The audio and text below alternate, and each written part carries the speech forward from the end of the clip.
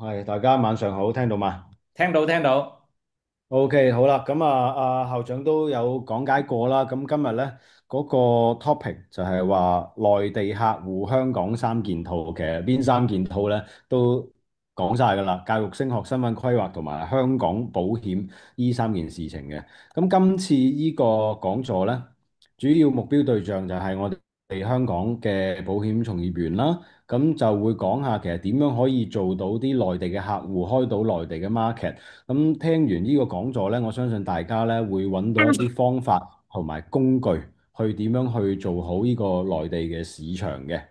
咁我都介紹我自己先啦，我叫阿 Nick，就可以叫我大蘇都得嘅。咁係傳承商學院嘅呢個課程嘅架構師啦，就做咗13年嘅財富管理培訓，都做咗7年㗎啦。咁我哋學院呢，其實過往咁多年呢，付費嘅學生都已經超過6000人，係啦。咁呢啲以往講課嘅相啦，係啦。咁我哋傳承商學院做啲咩嘅呢？其實主要就係話賦能做保險嘅朋友。主要喺市場開發、客戶經營同埋成交轉化呢三方面呢，我哋都會有一啲方法同埋工具幫大家去做好呢三件事情嘅。咁好啦，今日咧會講3個部分嘅。第一就係香港保險行業嘅現況啦，第二就係內地客戶嚟香港成日會做嘅3件事，仲有就係我哋傳承商學院上面有啲乜嘢業務嘅配套幫到大家手嘅。咁好啦，咁首先講翻香港保險行業嘅情況啦，我會概括為一句説話，就係成個行業非常之繁榮，但係貧富懸殊，好數嘅 agent 非常好，咁唔好嘅亦都可以係非常之唔好嘅。睇翻啲數據啦，2024年全年香港新做嘅保單咧係創咗新高嘅，去到2198億，而當中咧，內地新簽嘅保單係佔600幾億嘅，咁就係歷史上面嘅第二高嘅數據。咁其實係佔咗大概30%左右，都係呢啲內地嘅客戶。咁所以其實睇翻啲數據咧，相信大家都會有一個共識，就係話覺得，如果我能夠做到內地客戶，或者可以請到一啲新嚟香港嘅人去反開發內地嘅市場呢，係一個比較重要嘅一個機遇嚟嘅。咁所以如果我哋想做好內地嘅市場，想做到內地嘅客戶，咁要點樣做呢？首先當然就要了解其實呢啲內地嘅客戶嚟香港，其實佢哋想做啲乜嘢，佢哋到底有啲乜嘢需求。咁我會覺得啦，其實而家內地客戶嚟香港咧，主要就做3件事嘅。一開頭都講過啦，香港保險啦、香港身份啦，同埋教育嘅規劃，主要係呢3樣嘢。呢3件事都非常之 hit 嘅。咁點解會咁嘅情況呢？其實睇翻啲新聞報道都話嘅，香港2027年咧應該係會超越瑞士，成為全球財富管理中心嘅龍頭。亦都見到好多數據就係話有幾千億每年係流入香港私人財富管理嘅市場，咁而好多都係嚟自內地嘅。咁新嘅投資移民亦都推出翻啦，咁已經有超過600幾宗申請，咁啊可以帶超過200億嘅資金嚟香港嘅。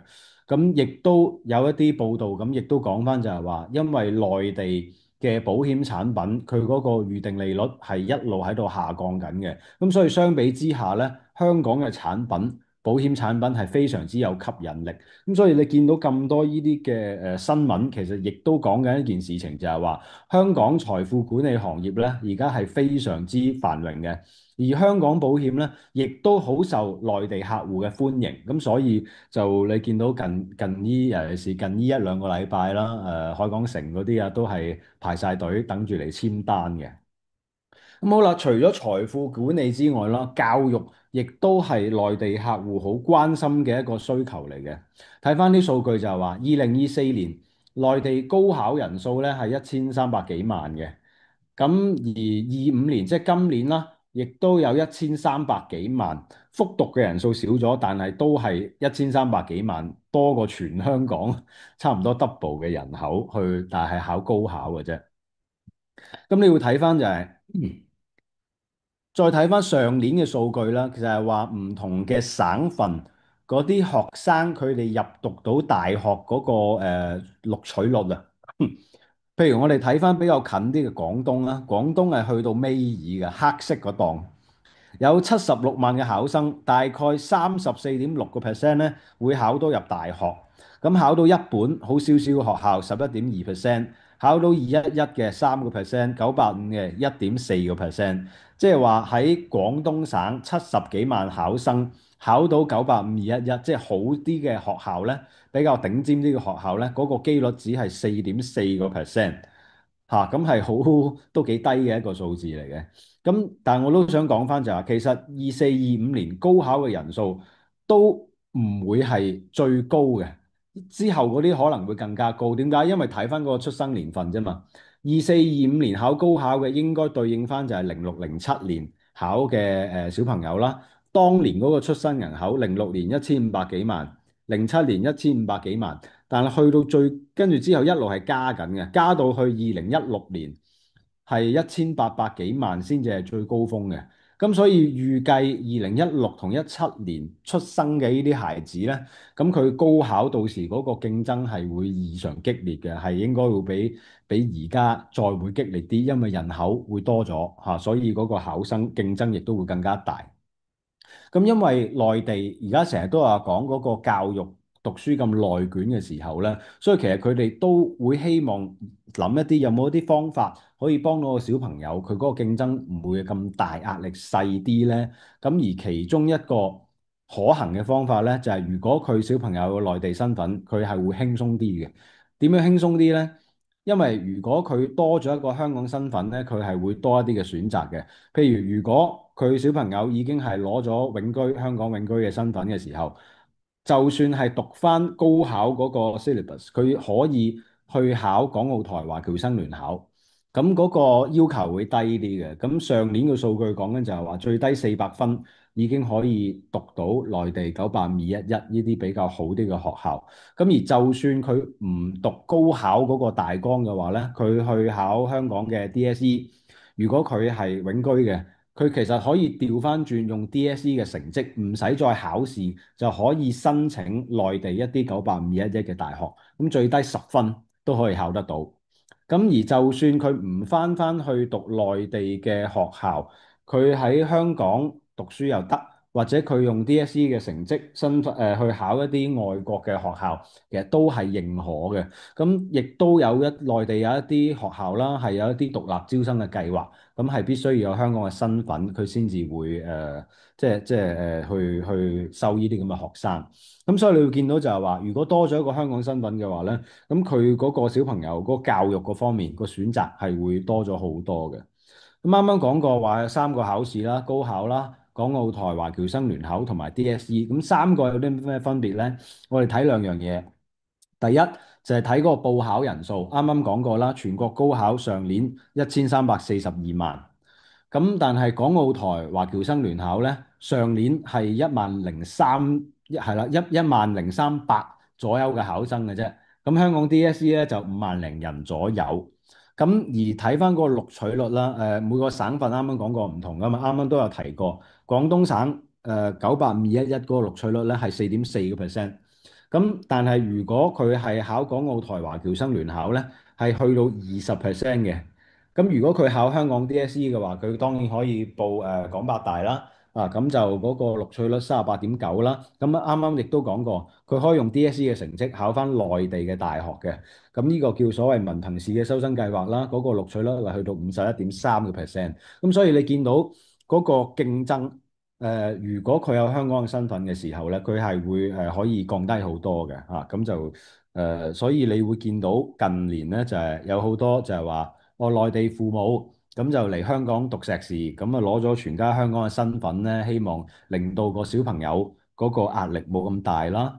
咁亦都有好多高才優才，咁就嚟香港啦，其實亦都係為咗子女嘅教育嘅。咁而事實上，優才計劃咧。咁嗰個申請人數係增加咗好多嘅，咁呢度報道都話係超過之前16年嘅總和咁所以呢個係一個市場嘅趨勢嚟嘅。咁除咗教育之外啦，咁嗰個稅務啊，都係有一啲內地客戶會考慮嘅地方嚟嘅。因為福布斯咧，佢係做咗一個叫做所謂全球嘅稅負痛苦指數。咁你睇到就係話中國內地咧係排第五嘅，即係嗰個稅率係比較高。咁我哋成日話新加坡係我哋香港對手啊嘛，話新加坡嗰個稅率低啲，咁其實低極都好啦，都唔夠香港咁低嘅。咁香港都係幾即係全球係即係講個低稅率方面，全球都好前列嘅。咁到底有個香港身份，實際上可以慳幾多稅呢？咁呢個圖都講咗啲嘅，就係話呢個男人佢結咗婚，兩個仔女，供養四個非同住嘅父母。如果佢年收入46萬嘅話，佢香港係唔使交稅嘅，但係內地要交4萬幾。咁如果佢嗰個年收入去到100萬嘅話呢，其實香港都係交1,800蚊到。咁但係內地計足呢，咁咪已經係20幾萬。咁所以你會見到嗰個稅務嗰個稅率係會差好遠嘅。咁啊，降咗好多情況啦。咁首先就係話香港政府搶人才，再加上好多內地嘅父母唔想啲仔女咁內卷啦。咁同埋好多啲企業要出海啊，或者做各種各樣企業相關嘅事情。咁所以令到香港身份咧近呢幾年係非常之受歡迎嘅。睇翻啲數據就係話，22年到24年9月申請嘅38萬宗，批咗24萬，嚟咗香港嘅已經係差唔多有20萬人嘅。咁所以就個市場係非常之火爆呢度。咁好啦，咁所以講咗一啲咁嘅市場嘅狀況啦，咁我哋會覺得2025年啦，內地客戶咧其實佢哋嚟香港就做三件事，好多時第一財富管理啦，攞香港身份啦，同埋教育嘅。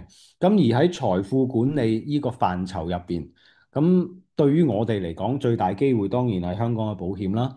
咁而香港身份嗰方面呢，其實今年嗰個市場上面最大嘅機會呢，並唔係去幫人去申請賺佢幾萬蚊嘅申請費，因為啱啱講過已經有20萬人係攞咗香港嘅身份，嚟緊最大嘅機會呢，就係呢一班攞咗香港身份嘅人，佢哋需要續簽。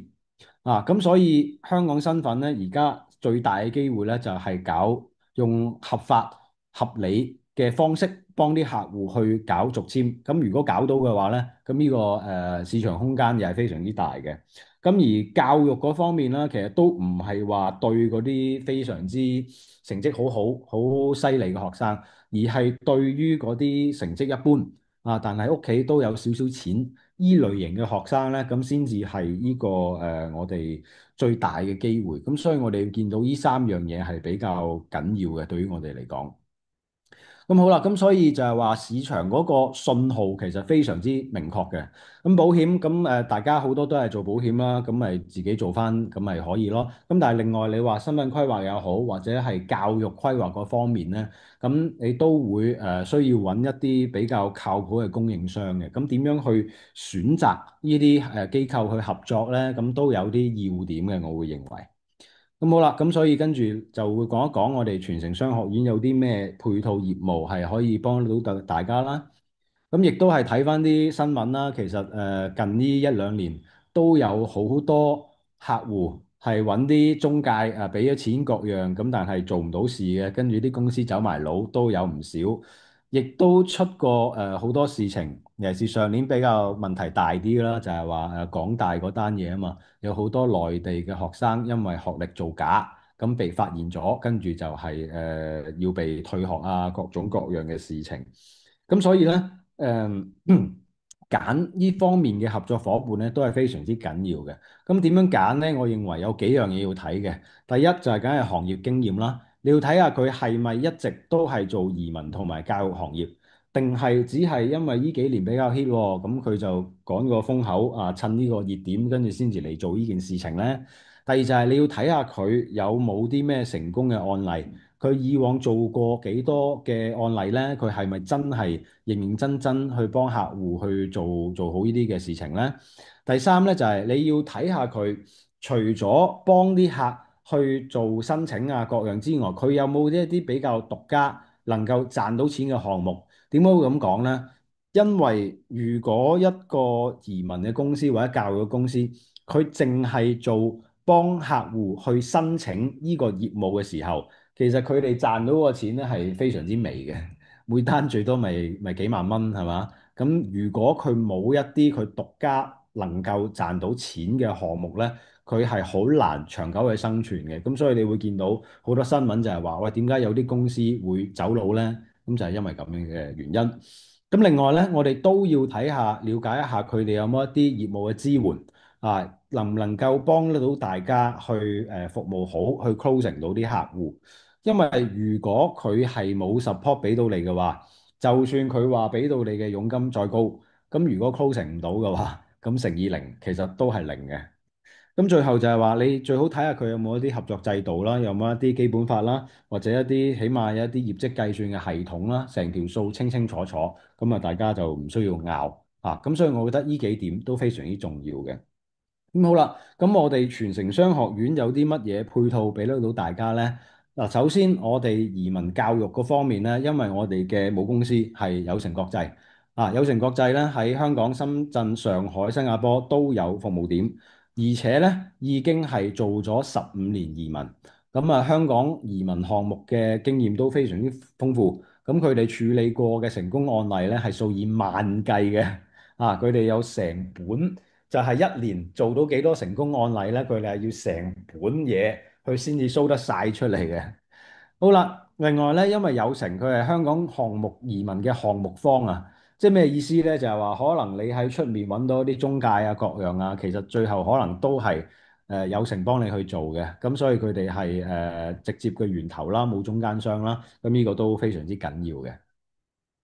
咁啊，過往亦都同過好多一啲嘅銀行合作啦。其實好多佢哋以往做好多渠道生意嘅，即係好多銀行啦，或者保險團隊啊，各樣啊，係俾啲即係俾啲生意佢哋做嘅，係啦。咁所以就非常之可靠。好啦，咁啱啱講到就係話，你有冇啲咩獨家嘅盈利項目呢？呢樣非常之緊要嘅。咁而有成呢，其實有好多。咁我大概就簡單講3樣啫。第一就係續簽嘅項目，第二就係買商業房產送佢全家嘅香港身份，仲有房產盤活嚇。咁相信大家睇到海報都會見到呢件事情嘅嚇。咁呢3個都係比較獨特嘅項目，咁我就會大概簡單地講解一下嘅。嗱，首先續期嘅項目方面啦，我哋其實有好幾個嘅，其中一個咧就係洗衣房啊。咁咪點樣做呢？就即係話嗰個客戶佢攞咗香港嘅身份，佢就喺香港就投資一個洗衣房，經營一個洗衣房啊。咁但係呢個項目呢，佢最大嘅好處呢，就係話佢呢個投資個金額，佢攞出嚟之後呢，係會24個月之內係全數返還翻俾佢嘅。咁而且就係話佢投資開呢個洗衣房呢，佢係唔需要自己打理嘅，因為有專業嘅團隊去亦運營呢啲嘅洗衣房。咁同埋係會同佢簽約，咁就係每個月就係返翻嗰啲錢俾佢。咁總之24個月就會還翻晒俾佢噶啦。即係話佢呢筆錢呢，佢係可以攞翻嚟，等於佢係可以零成本去做到佢香港身份嘅續期嘅。咁啊，呢個洗衣房係咩來頭呢？佢就係一個內地嘅一個品牌啦。咁佢近呢3年呢，就一路做緊香港洗衣房呢個市場。咁而家已經有接近20間門店㗎啦。咁同埋你見到啦，佢係品牌化，同埋好多係數據智能化咁樣去做嘅，同我哋一般傳統嘅洗衣房咧係好唔同嘅，因為傳統嘅洗衣房就係你見到好多都係自己經營噶嘛，或者兩公婆啊各樣啊咁樣去做。咁但係呢個咧係完全係智能化同埋數據化嘅。咁同埋香港咧做洗衣房有個特點嘅，就係佢個收入比較穩定啊，一路長做長有。咁所以就對於啲續簽項目嚟講咧係會比較適合嘅。咁啊，呢啲係嗰啲店鋪啦，各樣咁樣啦，係。咁啊，一間嘅洗衣房咧，通常可以有去到9至15萬嘅收入啊。咁呢一個數咧，係絕對夠我哋嘅客戶去做到佢嘅續簽嘅。咁啊，呢啲計劃點樣做咧？咁有分兩種嘅，第一種就係話佢就首先投入96萬。96萬佢攞出嚟啦，佢就會佔股49%。咁我哋咧就會幫佢開1至2間洗衣房，咁啊請下啲員工啦，咁呢個96萬就會24個月就會返還翻俾佢嘅，咁就每個月就4萬蚊返翻俾佢，但實發38,500，點解呢？因為佢要交 MPF 嘅。咁嗰個MPF 2年就3萬6啦，佢自己要額外再俾出嚟嘅，因為 MPF 呢啲唔係我哋收佢噶嘛，係佢自己噶嘛。咁就24個月，咁就完咗，咁佢要續簽咪可以再繼續簽嘅，咁2年咁樣續嘅可以。咁呢個係第一個方案啦。咁第二個方案，咁有啲可能佢高才 A 啊各樣啊，佢嗰個收入嗰個要求可能會高少少噶嘛，咁就會有多另外一個方案就係話，我420萬，咁其實一樣嘅，都係佔股49%，咁啊幫佢開多幾間店，亦都係24個月，每個月就返還翻啲錢俾佢。咁最受歡迎呢，咁就而家都係計劃一啦，咁啊96萬佢就可以攞翻嘅。咁我都大概講翻少少嗰個續簽嗰個情況啦。唔係，我之後而家依度講係啦。咁好啦，咁所以我總結翻下嗰個續簽項目有啲咩關鍵嘅優勢咧。咁首先呢個項目咧，針對核心嘅客群咧，就係嗰啲要做香港身份續簽嘅人。咁呢班人咧都係攞咗香港身份，但係擔心續簽嘅問題。咁同埋佢有大概100萬左右嘅資金。咁佢哋嘅問題咧就係話，一係咧就喺香港揾唔到工，做唔到續簽；一係咧就係佢長時間唔喺香港，咁佢不能夠有一個合理嘅解釋，所以做唔到做唔到續簽。咁佢哋咧希望用一個安全、合法同埋低成本嘅方式去做到佢哋嘅續簽，咁啊攞到永居。咁呢個係佢哋嘅需求啦。咁而原本咧，佢哋一係就自己努力去揾工，一係咧就自己創業，一係咧就去掛靠一啲公司，即係揾一啲公司就名義上話係請佢，但係其實係佢自己出翻糧俾自己嘅掛靠公司。咁但係呢啲方法咧，花錢花時間都唔一定成功，尤其是係掛靠公司，對於邊一啲人最容易出問題咧，就係嗰啲佢長時間唔喺香港嘅。佢長時間唔喺香港，就算佢掛靠咗間公司，如果佢解釋唔到點解個香港公司請咗你，但係你成日都唔喺香港嘅，佢解釋唔到嘅話呢，其實佢掛靠咗公司使咗錢，都唔會續得到簽，呢個係對佢哋嘅問題嚟嘅。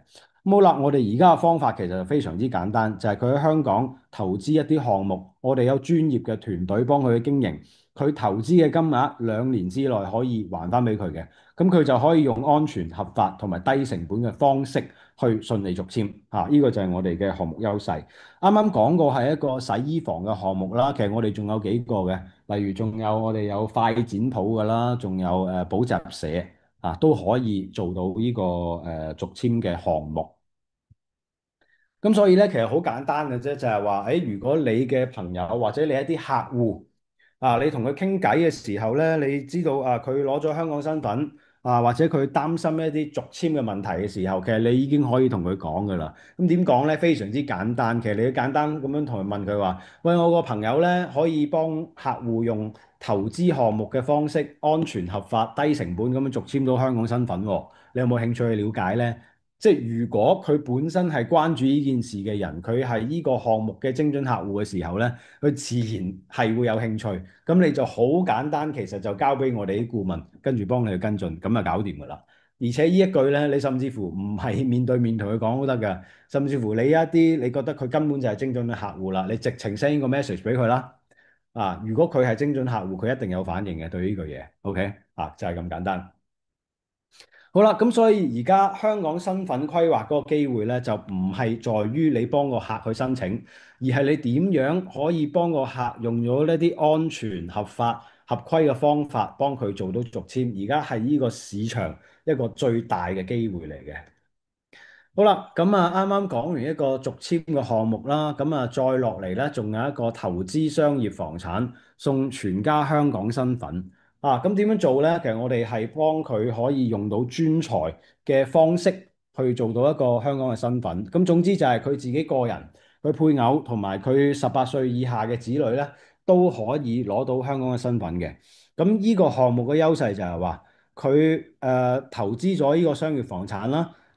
我哋係會同佢簽約嘅，就係每年保證有3%嘅回報，就係每個月收租咁嘅形式俾佢，咁可以持續7年，咁佢就攞個永居啦。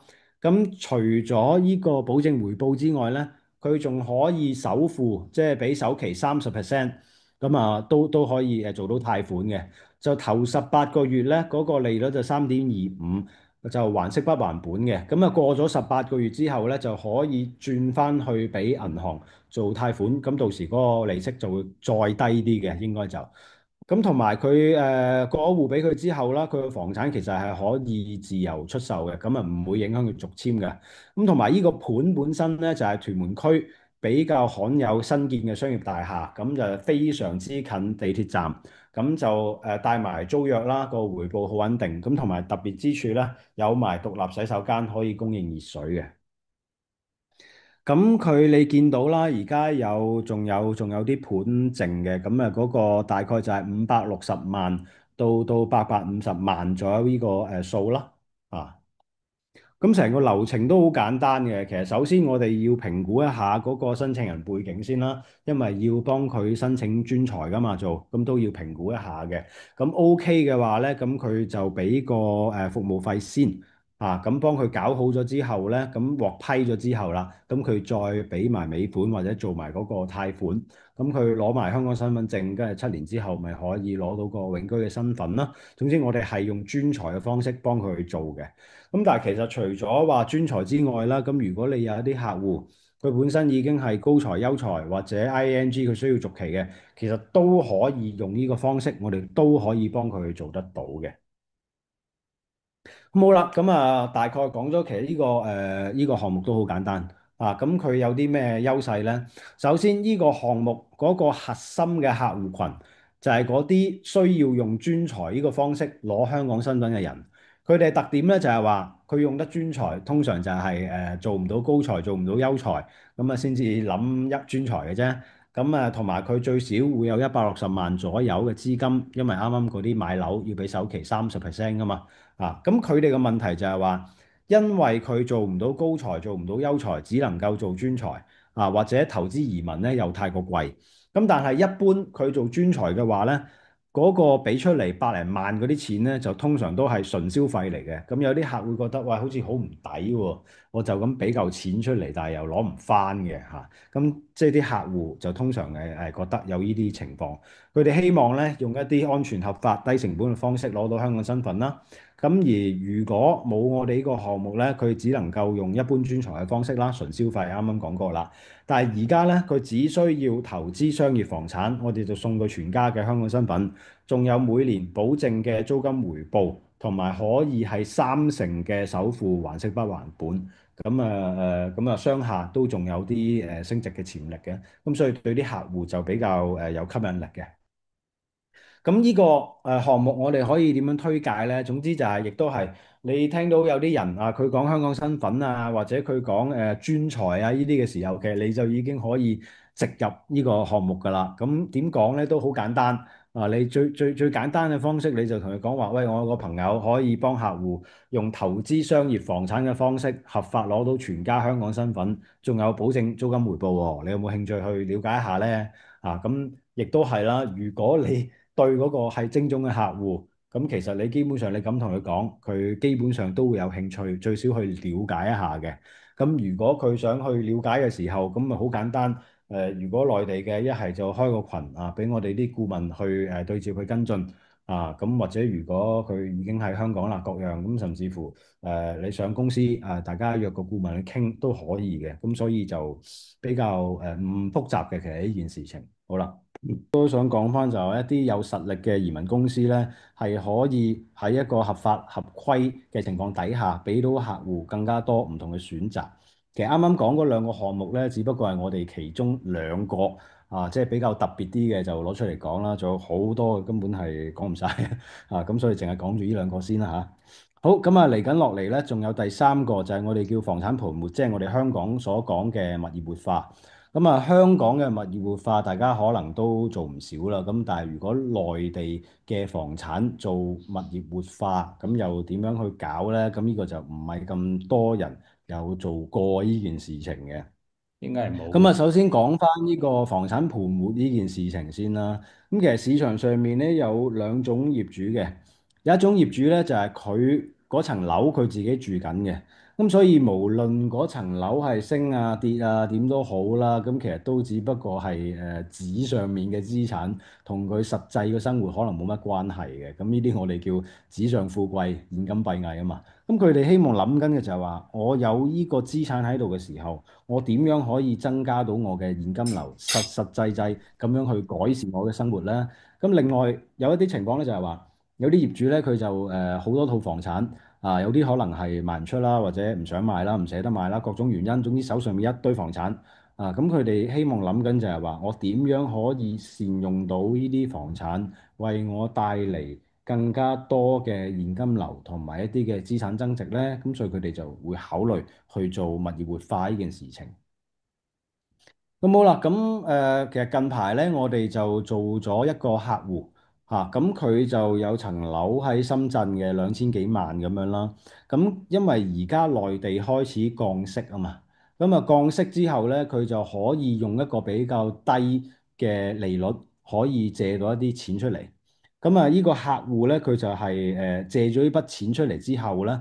佢就當然佢有部分嘅用途啦，咁但係亦都剩翻一筆錢喺度嘅時候，咁佢就喺度煩惱緊就係話，誒，咁我呢筆錢有啲咩好做呢？因為內地其實即係比較安全又值得投嘅項目呢，其實又唔係咁多。咁直到佢認識咗我哋之後呢，咁我哋就同佢講話，喂，其實香港呢，有好多可以做即係一啲私人銀行呢，做好多安全嘅槓桿嘅喎，即係又可以俾到現金流你，咁亦都可以有一個穩健嘅資產增值。咁個客了解咗，誒就覺得幾好，咁所以佢就做咗呢件事情。咁佢點做呢？就係話佢嗰個房產借一啲錢出嚟噶嘛。咁個金額咧大概係130萬美金啊！咁呢筆錢咧，咁就我哋就同佢喺香港嘅私行嗰度做咗私人銀行做咗兩件事情。第一，幫佢配咗200萬美金嘅一個債券嘅組合啦，即係好多唔同公司嘅債券。咁跟住跟手咧，再買咗一張240萬美金嘅一張嘅保單嚇，等繳嘅一次性交晒嘅。咁佢做完呢啲嘢之後，嗰個效果係乜嘢呢？首先，佢嗰個債券嗰度咧，每年大概有5%左右嘅回報俾到佢啦。咁會就會扣除翻佢啲利息之後咧，就會產生一個58萬美金嘅一個現金流。咁佢每年都有嘅。咁佢依個現金流咧，其實係可以冚得到佢內地借出嚟嗰個錢之餘，仲有突。啊，佢即係每年有多少少現金流使下啦，又唔使佢自己去還嗰啲利息啦。咁另外就係話嗰張保單，嗰張保單去到第10年，佢退保啦，扣晒佢所有錢啊各樣之後咧，嗰個淨回報係有140萬美金嘅。咁所以即係話，其實佢由頭到尾，佢係唔需要自己攞任何錢出嚟嘅，佢只係攞咗佢個房產，跟住就套咗啲錢出嚟，我哋就喺私人銀行入邊幫佢做嗰啲債券嘅組合，同埋買一張大額嘅保單，咁佢就每年有一個穩定嘅現金流，同埋有一個穩定嘅資產增值。咁呢件事呢，咁個客覺得非常之好，咁所以呢已經係做咗㗎啦，啲錢落晒嚟，到咗位開晒戶，保單都買埋。咁啊，因為呢個客呢係我哋其中一個等緊出學佣咋？生介紹。係啊係啊係啊，咁啊呢個客我係我哋其中一個學生介紹噶嘛。咁呢張單嗰個保單交咗去邊度做呢？就交咗佢自己嗰間公司嗰度做嘅。啊，宏利，咁啊即係啦，佢就做咗200幾萬嘅一個保費嘅一張單。啊，佢話未做過咁大嘅單嚇，咁我哋就幫佢做到啦嚇。由頭到尾係我同佢一齊做嘅咯。係啦，咁啊基本上係佢就介紹個客戶嚟咯，同埋同個客打好個關係咯。咁基本上之後啲傾啊、closing 啊、服務啊，其實好多都係我哋做嘅。好啦，咁所以房產盤活佢有啲咩優勢呢？首先就係佢係對一啲中高淨值嘅業主，首先佢有樓先啦，OK。咁第二就係話佢嗰啲房產呢係可以貸到100萬美金出到嚟嘅，因為私人銀行佢個門檻最少都1球美金噶嘛，你低過呢個數做唔到呢件事嘅。咁另外呢啲客戶啱啱講過啦，一係呢就係佢自己住嗰層樓，只係帳面嘅資產，唔能夠帶到現金流俾佢。一係咧，佢有好多閒置嘅房產賣唔出或者唔想賣，嗰個持有成本都喺度嘅，咁同埋擲咗喺度都唔係咁抵啊。咁所以佢哋想要去盤活嗰啲房產，安全穩健地創造一啲現金流，同埋要有一啲資產嘅增值。咁原本嘅話咧，其實佢哋都冇乜啲咩特別更加好嘅方法嘅，即係當然借錢出嚟有個都識啦，咁但係借出錢出嚟之後做啲乜嘢咧？呢樣嘢先比較關鍵啊嘛。咁啊最多咪攞層樓，佢又多咪攞出去出租咯，係嘛？冇乜特別其他嘢做。咁而我哋呢個房產盤活嘅方法咧，就可以唔影響佢房屋嘅使用，唔影響佢出租，佢又唔使額外出錢。咁啊，幫個業主每年穩袋一啲現金流，咁啊10年賺多半層樓啊，都有嘅啊。咁所以就基本上係咁。咁所以咧，如果你對一啲客戶啦、朋友啦、各樣啦嚇，總之同啲人傾到嘅時候，佢係業主喎，佢想盤活下啲房產喎，咁其實已經可以做呢件事嘅。咁你可以點同佢講咧？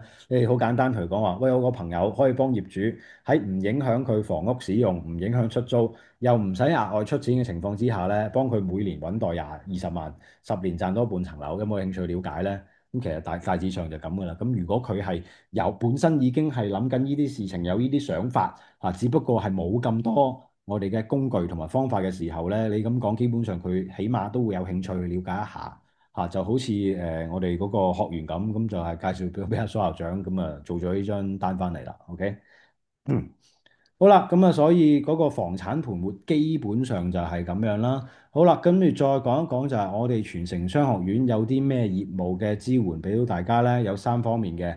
首先，我哋有好多工具幫你開到內地嘅客源，幫你揾到更加多嘅準客戶。第二就係我哋有培訓啦，有客戶講座啦，仲有顧問跟進，可以幫你成交到更加多嘅客戶。咁同埋咧，我哋都有一啲嘅合作模式，除咗你自己介紹客嚟，咁當然會有佣金啦。第二就係如果你介紹一啲合作伙伴入嚟嘅時候，咁其實我哋都會有相應嘅團隊獎勵，咁同埋亦都有後台嘅系統俾你去睇得到嘅。咁開拓客源嗰度都簡單講一講啦。我哋而家主要有3樣工具非常之好使嘅。第一樣就係大腦測評。大腦測評咧就係透過一個5分鐘左右嘅檢測，就可以睇到一個人佢嘅強項、性格啊，即係天賦啊各樣咁樣嘅。咁呢啲項目咧可以吸引到家長嚟嘅。咁我哋上個月左右啦，咁就參加咗一個教育展，咁就擺咗個大腦測評嘅 booth。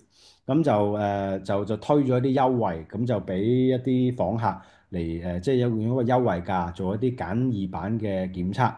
咁啊，當然有啲客就之後會過嚟做啦。咁相入邊呢幾個太陽遮咗嘅係咩咧？其實一家人嚟嘅。咁有個阿媽咁啊參加咗嗰個展覽，咁就攞咗我哋呢張飛仔，咁啊想幫佢小朋友做大腦測評啊嘛。咁係對孖女嚟嘅。咁佢當日咧就帶埋個孖女，咁同埋佢阿媽都嚟埋嘅。本身咧就淨係想做嗰個簡易版大腦測評嘅啫。咁但係我哋老師解讀完之後咧，佢係升級咗，做一啲進階版嘅測評，可以更加好咁睇到個小朋友有啲咩培育嘅方案啊、各樣啊咁嘅。最後係個阿媽做咗啦，兩對雙胞胎做咗啦，跟住連佢阿媽都做咗個簡易版嘅嚇，咁就無啦啦，即咁樣就再做多咗咯。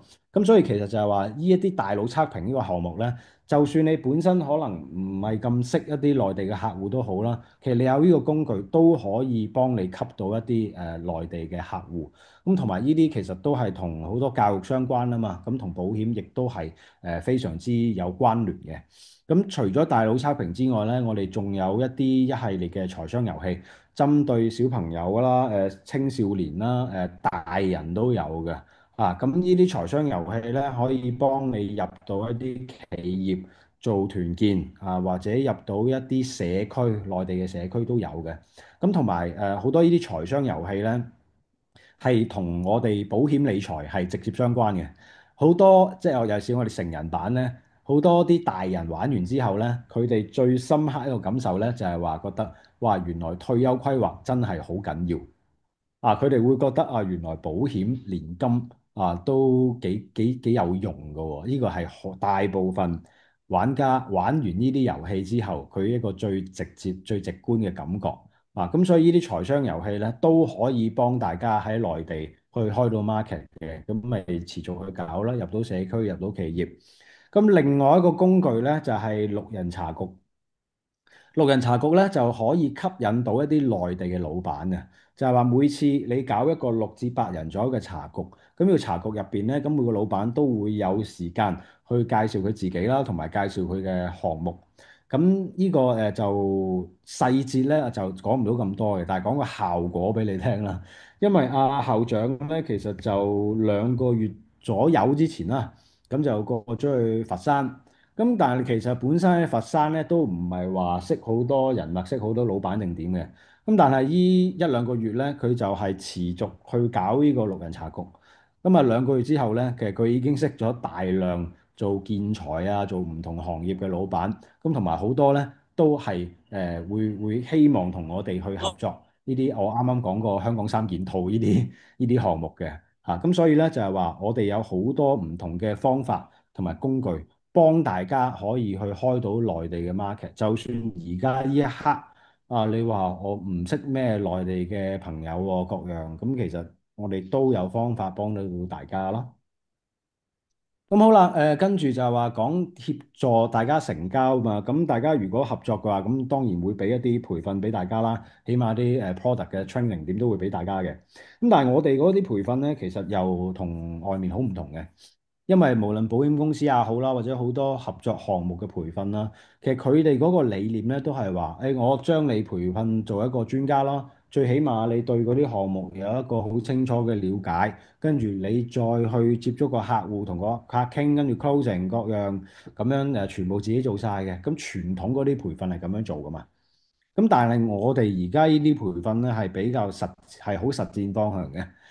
咁當然嗰個項目一啲嘅細節咁啊，點都會同大家講一講，等大家有個基本概念先啦。但係我哋更加着重嘅，其實就係教大家點樣每一個項目點樣去識別嗰啲精準嘅客戶，邊啲客戶啱邊啲項目，而且識別咗呢啲客戶出嚟之後，你再點樣去吸引佢哋，令到佢哋對呢啲項目有興趣。其實你哋做嘅好簡單嘅啫，就係打好即係大量識客戶，同佢哋打好建立一個信任嘅關係，跟住揾到呢啲精準嘅人，跟住撩佢嗰個需求同埋痛點，跟住就係介紹俾我哋啲顧問，幫佢去傾啲細節嘅嘢，去做服務各樣。其實就係咁樣啫，再轉交俾啲專家去成交。就個方法係點呢？好似啱啱大家睇到嗰3個項目，其實我哋都有一張嘢就係話，誒嗰個項目其實佢最核心嘅客戶係乜嘢？啲客戶有啲咩特徵？佢出面如果唔用我哋呢個項目，佢出面平時會點做？佢哋有啲咩痛點？你聽到啲咩人講啲咩説話嘅時候，你就知道你可以入位。同埋，如果你遇到呢個人嘅時候，你點樣令到佢對呢件事情有興趣？其實我哋每一個項目都會有晒方法係教晒大家噶啦，咁所以大家係非常之高效嘅嚇，變咗你大概學完啲項目之後，你就係揾呢啲客戶咯，令到佢有興趣，跟住就交俾我哋啲顧問去 closing 咯。即係你個方法可以係你面對面同佢傾又得，我哋亦都會定期係每個項目搞一啲客戶嘅講座，線上會有，線下亦都會有嘅，你咪邀請佢過嚟去聽下，咁咪 OK 咯。嚇，其實成件事就係咁樣嘅啫，你就專注去識一啲客戶，同埋同佢哋打好一個信任嘅關係，跟住撩起佢嗰個興趣，交俾我哋去做，咁就 OK 噶啦。其實係咁簡單。好啦，咁啊合作模式嗰方面啦，咁我哋每一個項目啊，其實都會有基本法啦，亦都會有團隊長啦，同埋有一啲後台嘅系統，就俾得到大家嘅。咁啊詳細，所以我哋再去詳談去了解啦。咁好啦，咁所以到今日咧，其實我嘅部分咧就差不多噶啦。咁呢度有3個二維碼啦。第一個就係我哋今日呢個講座嘅群組啦。如果未入嘅朋友咧，就可以 cap 圖跟住掃入去。中間微信，跟住右邊呢個係我嘅微信嚇。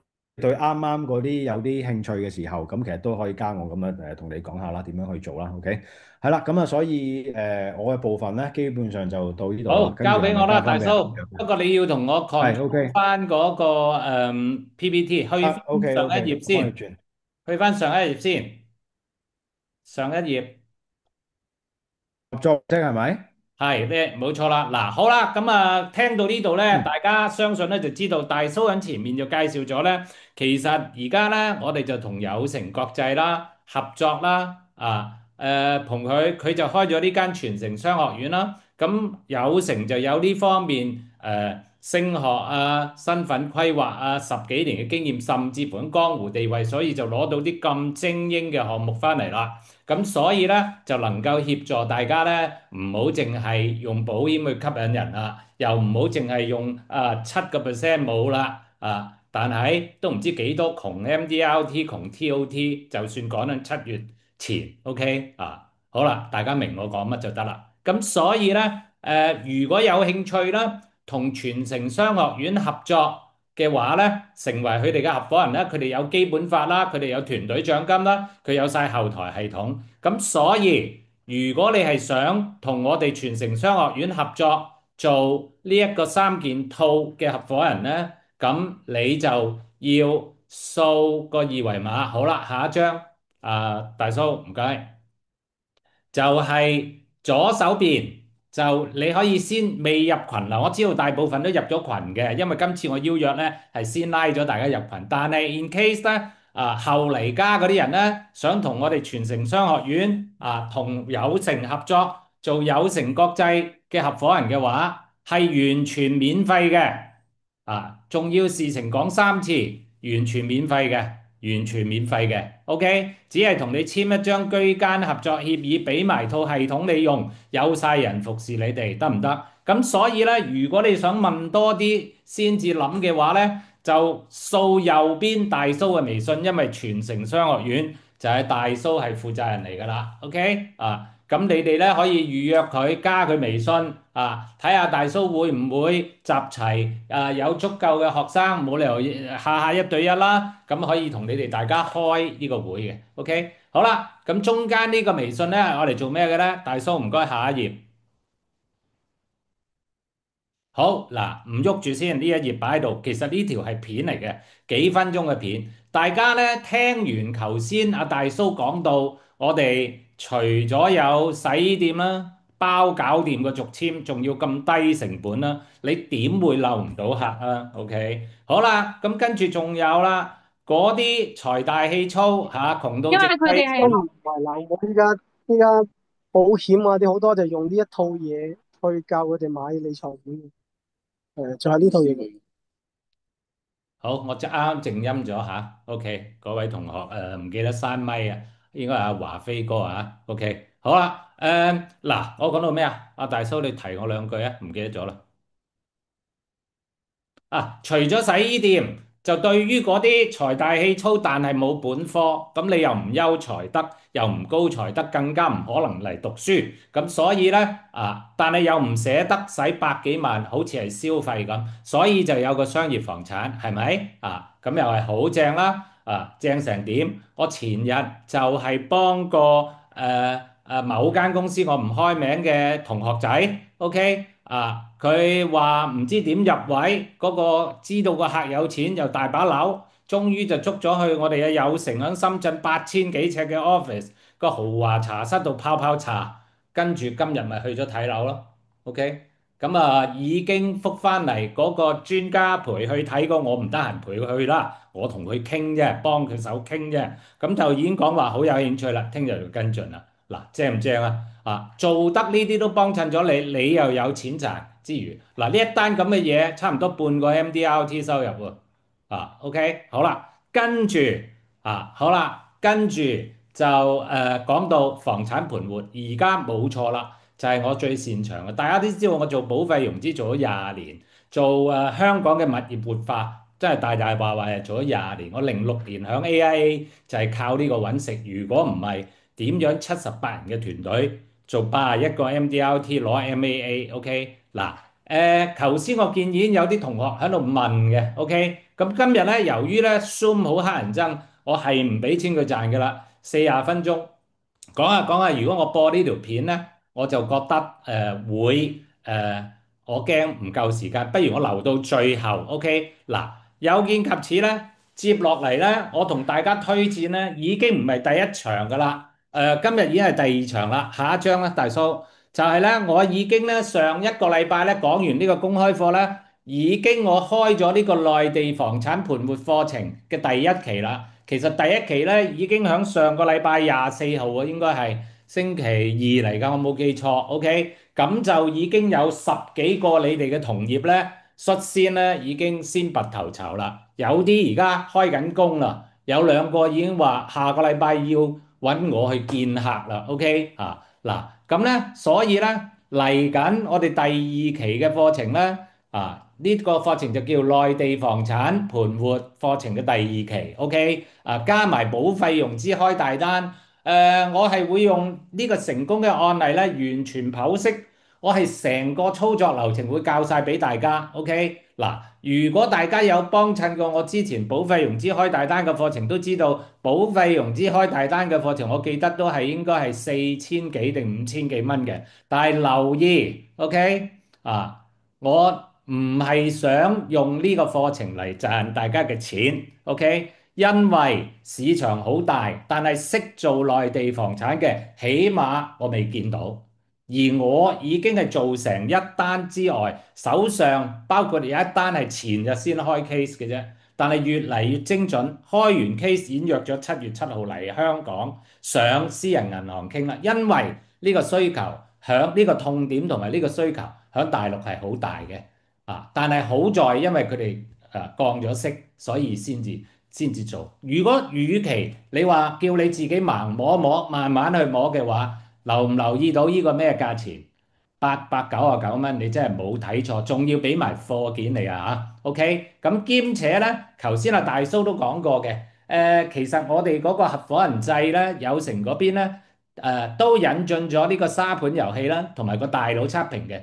咁我899蚊根本上我仲要送2個沙盤遊戲名額俾你，價值398蚊，同埋980蚊呢個大佬測評服務。咁只係收899蚊，就唔好意思添。如果你係上個禮拜已經知道嘅話咧，上個禮拜上堂嗰班咧係俾699啫。因為咧，我呢個課程嘅玩法咧就係每個月最少開2期，OK，但係每一期就會加200，加到去6980蚊為止。我覺得係絕對值呢個價嘅，OK。下一張啊，大叔唔該。咦，應該冇下一張。嗱，咁我講完咧就要搶噶，7月9號因為咧我哋個場地咧就係20位嘅啫，OK。咁咧陣間咧我就會將報名各樣嗰啲嘢咧就擺喺我哋嗰個微信群嗰度。